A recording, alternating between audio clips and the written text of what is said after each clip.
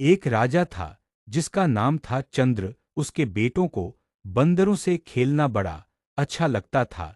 लिहाजा राजा चंद्र ने वन से बंदरों की टोली को महल में आमंत्रित किया। उन्हें अच्छा खाने पीने को दिया गया, खूब सत्कार हुआ। फिर तो बंदर खुशी खुशी महल में रहने लग गए। उन बंदरों का मुखिया था उशनस। वह इतना विद्वान था कि लोग उसकी तुलना देवताओं के गुरु बृहस्पति और असुरों के गुरु शुक्राचार्य से करते थे। उसकी समझदारी की बातें सुनकर खुद राजा भी हैरान होता था।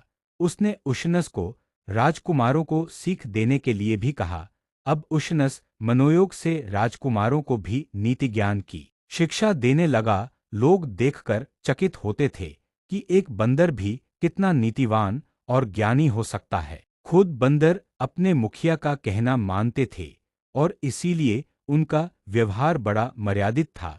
इससे राजा चंद्र भी खुश रहता था। कुछ समय बाद राजा ने राजकुमारों की सवारी और मनोरंजन के लिए मेढ़े मंगवाए। राजकुमार उन मेढ़ी पर सवारी कर महल के अंदर ही दौड़ लगाते रहते थे, पर उन मेढ़ों में एक थोड़ा लालची था। वह बार बार रसोई में घुस जाता था। इस पर रसोइये अक्सर हाथ में जलती हुई लकड़ी लेकर उसे भगाते थे। बंदरों के मुखिया उशनस ने भी यह देखा। देखकर वह चिंता में पड़ गया। उसने सभी बंदरों को बुलाकर कहा, भाई मुझे तो बहुत बड़ा संकट दिखाई पड़ रहा है। बंदरों ने हैरान होकर पूछा, कैसा संकट? इस पर मुखिया ने बताया, देखो, यहाँ महल में राजकुमार मेढ़ों पर सवारी करते हैं और मेढ़े बार बार भागकर रसोई की ओर चले जाते हैं। इस पर रसोइये हाथ में जो भी चीज आए उसे लेकर मेढ़ों को भगाते हैं। कई बार तो वे हाथ में जलती हुई लकड़ी लेकर भेड़ों को मारते और भगाते हैं। मुझे लग रहा है एक दिन इससे मेढ़ों के शरीर में आग लग जाएगी। फिर वे परेशान होकर घुड़साल की ओर भागेंगे, क्योंकि इसका निवास भी घुड़साल की ओर ही है।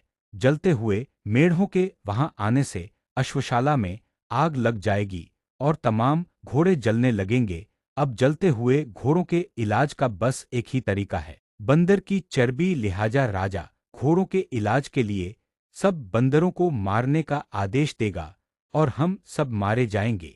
बंदरों के मुखिया उशनस की बात सुनकर सारे नौजवान बंदर हंसने लगे। बोले, अरे आपने तो बहुत दूर की बात सोच ली, लेकिन इतनी दूर की बात सोचने लगे तो हम जी नहीं सकते। वैसे भी खुद राजा ने हमें यहाँ महल में रहने के लिए आमंत्रित किया है। हम उसके आश्रित हैं, तो हमें शरण देने के बाद वह अब हमारे प्राण कैसे लेगा? आप क्या चाहते हैं कि महलों के ये बढ़िया पकवान और सुस्वादु भोजन छोड़कर अब हम जंगलों में भटके? नहीं नहीं, अब यह हमारे बस की बात नहीं है। इस पर मुखिया उशनस बोला, ठीक है, समय आने पर तुम खुद महसूस करोगे।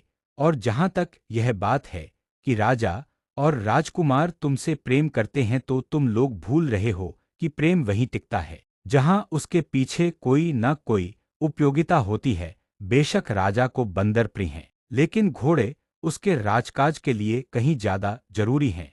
इसलिए घोड़ों को बचाने की बात आएगी तो वह उसके लिए बंदरों को मरवाने में जरा भी नहीं हिचकेगा। उशनस की बात सुनकर सभी बंदर उसका मजाक उड़ाने लगे। बोले, लगता है अब बुढ़ापे में आकर आपका दिमाग चल गया है, इसलिए आप अपना ज्ञान बस अपने तक ही रखिए। यहाँ तक कि उशनस की पत्नी ने भी उसका साथ देने से इनकार कर दिया। तब उशनस अकेला वहां से चल पड़ा और एक वन में जाकर रहने लगा। पर उशनस के जाने के अगले दिन ही ठीक वही हुआ जो उसने कहा था। एक लालची मेढ़ा हमेशा की तरह रसोई में घुसा तो गुस्से में आकर रसोइये ने उस पर चूल्हे से निकालकर जलती हुई लकड़ी दे मारी। इससे मेढ़े के बालों में आग लग गई। होते होते सभी मेढ़े जल उठे और जब वे जान बचाने के लिए अपने निवास की ओर भागे तो घुड़शाला में आग लग गई। बहुत से घोड़े आग की लपटों में जलकर मर गए, बहुत से बुरी तरह जले और घायल हो गए। राजा ने राजवैद्य को उन घोड़ों के इलाज के लिए बुलाया तो राजवैद्य ने तुरंत कहा, बस महाराज, बंदरों की चर्बी ही इसका इलाज है, उससे इन घोड़ों की सारी जलन शांत हो जाएगी। राजा ने न चाहते हुए भी उसी समय महल में जितने भी बंदर थे उन्हें मारने का आदेश दे दिया ताकि घोड़ों का इलाज हो सके। और सचमुच महल में अब कोई बंदर नहीं बचा था। जंगल में रह रहे बंदरों के मुखिया उशनस को जब अपने कुल के सर्वनाश की खबर मिली तो वह दुखी और मर्माहत हो उठा। हालांकि कुछ समय पहले उसके कुल के लोगों ने ही उसे बुरी तरह अपमानित किया था, लेकिन फिर भी उसके मन में उनके लिए गहरा प्रेम और स्नेह तो था ही। अपने संपूर्ण वंश के नाश होने पर वह दुखी और व्याकुल हो गया। जंगल में यहाँ-वहाँ घूमने और भटकने लगा। एक बार उशनस किसी तरह जंगल में भटक रहा था, तभी उसे बड़े जोर की प्यास लगी। कुछ दूर उसे एक विशाल सरोवर नजर आया। वह पानी पीने के लिए उस सरोवर के निकट गया। बंदरों का मुखिया झुककर उस सरोवर का पानी पीना चाहता था, पर तभी अचानक चौंक गया। उसने देखा कि बहुत से मनुष्यों और जीव जंतुओं के पैरों के निशान वहां थे। वे पानी पीने सरोवर में गए थे, पर वहां से लौटे नहीं थे। इस बात से उशनस चौंक उठा। उसने सोचा, हो न हो इस तालाब में कोई रहस्य है। उसी समय उशनस ने पास में एक कमल की नाल देखी तो उसे तोड़कर उसने उसे पानी में डुबोया। फिर उस कमल की नाल के सहारे तालाब का पानी पीने लगा। जैसे ही बंदर ने तालाब का पानी पिया, उसी समय उसे एक विशाल राक्षस दिखाई पड़ा। वह उसी तालाब से निकला था।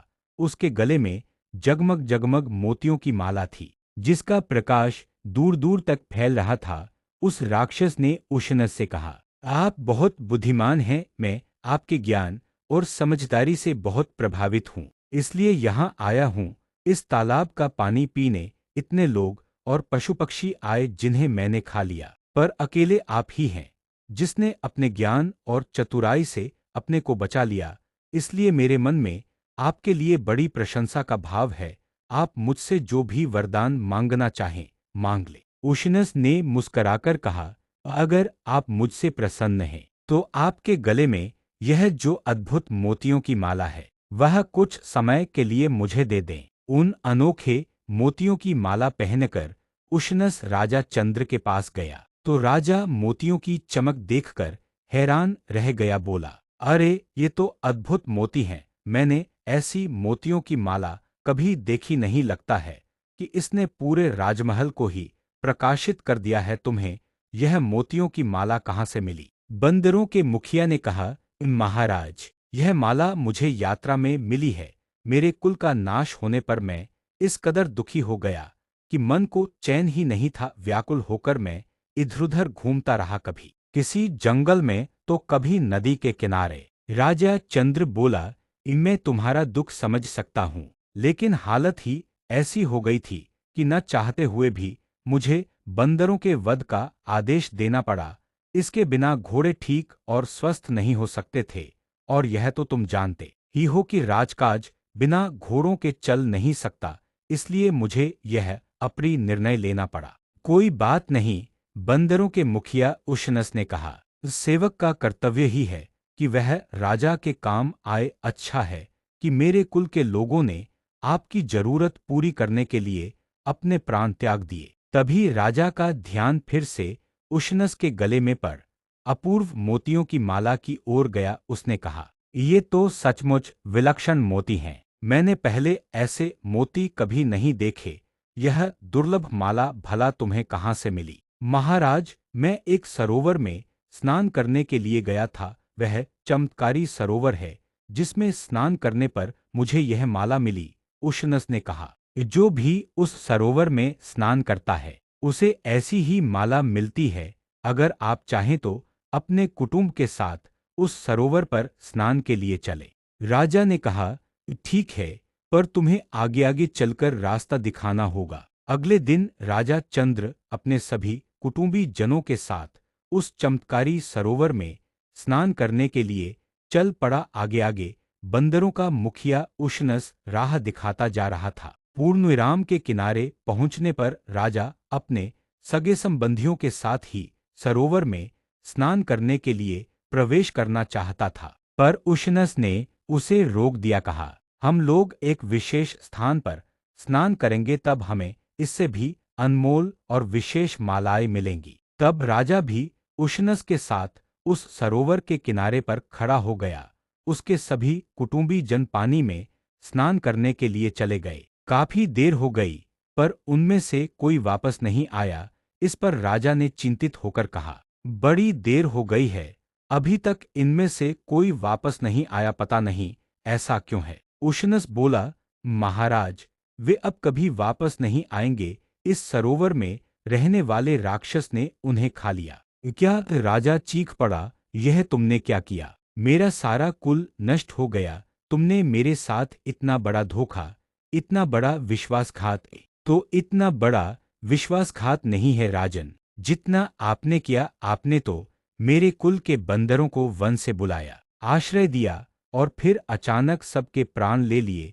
उसकी तुलना में तो यह विश्वासघात कुछ नहीं है। ओह, मैं कैसे अब धैर्य रखूं, मैं कैसे यह शोक सहन करूं?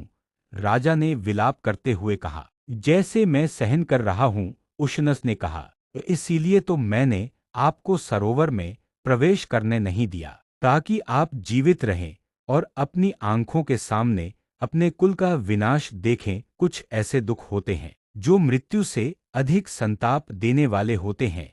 अब आप जीवन भर विलाप करते रहिए। अगर आप सरोवर में प्रवेश करके मृत्यु को प्राप्त होते तो आपको इतना कष्ट न होता। मैंने इसीलिए आपको अकेला जीवित बचे रहने दिया, ताकि आप याद रखें कि आपने मेरे संपूर्ण कुल का नाश किया था और इससे मुझ पर क्या बीत रही होगी। राजा ने क्रोध में आकर कहा, हे उशनस, तुमने मेरे साथ जो किया है उसके लिए ईश्वर तुम्हें कभी क्षमा नहीं करेगा। इस पर उशनस ने व्यंग्यपूर्वक कहा, जो ईश्वर तुम जैसे क्रूर आदमी को क्षमा करेगा, वह मुझे भी जरूर क्षमा कर देगा। मेरा अपराध तो तुम्हारी तुलना में कुछ भी नहीं है। अब राजा चंद्र भला क्या कहता, वह सिर झुकाकर वहां से चला गया। लेकिन इसके बाद उसने एक दिन भी कभी सुख की नींद नहीं ली।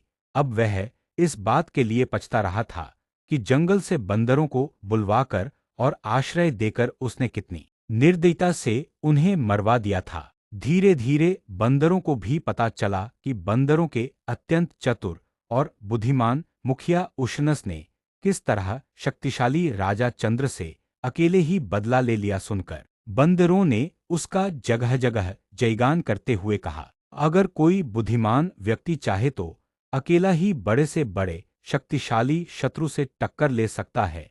नीतिवान उशनस ने अपनी बुद्धिमता से यह साबित कर दिखाया है। आज भी सारी दुनिया में लोग बंदरों के इस महान नीतिवान मुखिया की बुद्धिमता की यह कहानी बड़े आदर और विस्मय से सुनी है और उसकी कूटनीति, विद्वत्ता और समझदारी की प्रशंसा किए बगैर नहीं रह पाते।